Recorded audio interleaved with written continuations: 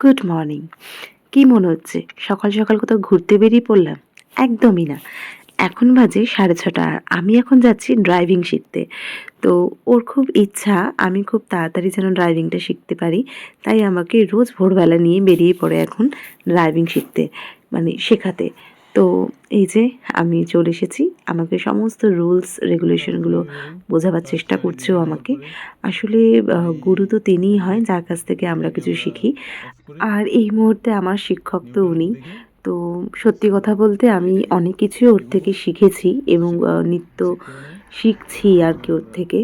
আর আমাকেও প্রচণ্ডভাবে কনফিডেন্স দেয়। মানে আমি ১ম এ প্রচণ্ড ভয় পাই গাড়ি চালাতে। কারণ আমার সত্যি এক বিন্দু কনফিডেন্স ছিল না। কিন্তু আমাকে প্রতিনিয়ত যেভাবে ও কনফিডেন্স দেয় যে আমি পারবো এবং এটা খুবই ইজি। তো এই কনফিডেন্সটা আ হয়তো মানে অনেকেই পায় না। কিন্তু আমাকেও প্রত্যেক দিনই নিজেকে নতুন করে তোলার মানে গড়ে তোলার চেষ্টা করে যে তোমাকে নিজের মধ্যে এই জিনিসগুলো কিছু জিনিস আনতে হবে, করতে হবে। কারণ এই সমাজের সাথে চলতে গেলে তোমাকেও কিছু বেসিক জিনিস জানতেই হবে। তো গাড়িটা তাদের মধ্যে একটা অন্যতম। এটা একটা এমার্জেন্সি পারপাস।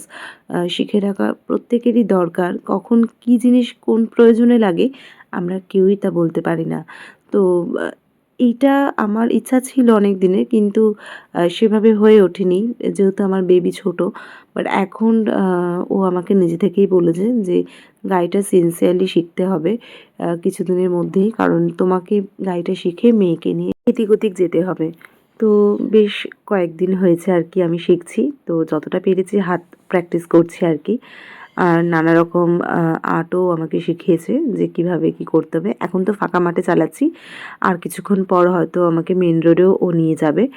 তার মধ্যে একটু ব্রেকও নিয়ে নিয়েছি, একটু চা-টা খেয়ে নিয়েছি দুজনে। আসলে রিলেশনশিপের মেইন ব্যাপারটাই হচ্ছে আ দুজন দুজনকে বোঝা এবং কোনো মানুষের যদি কোনো কিছু খামতি থাকে তো সেইটাকে তার পূরণ করে দেওয়া। তার পেছনে থেকে তাকে সাপোর্ট করা। এটা অনেক ইম্পোর্টেন্ট। তো আই এম লাকি যে আমি এই সাপোর্টটা পাচ্ছি আরকি।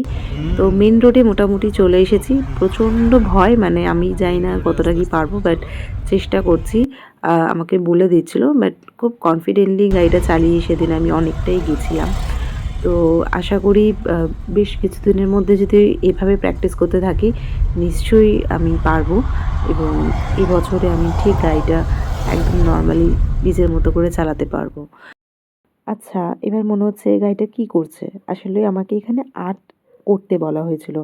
তো গাড়ি যাতে খুব তাড়াতাড়ি মুভ করতে পারি সেটাই প্র্যাকটিস করছিলাম আরকি। তো এই টেকনিকটাই। তো চলো, কেমন লাগলো অবশ্যই জানিও ভিডিওটা। আর পাশে থেকো, ভালো থেকো। Thank you.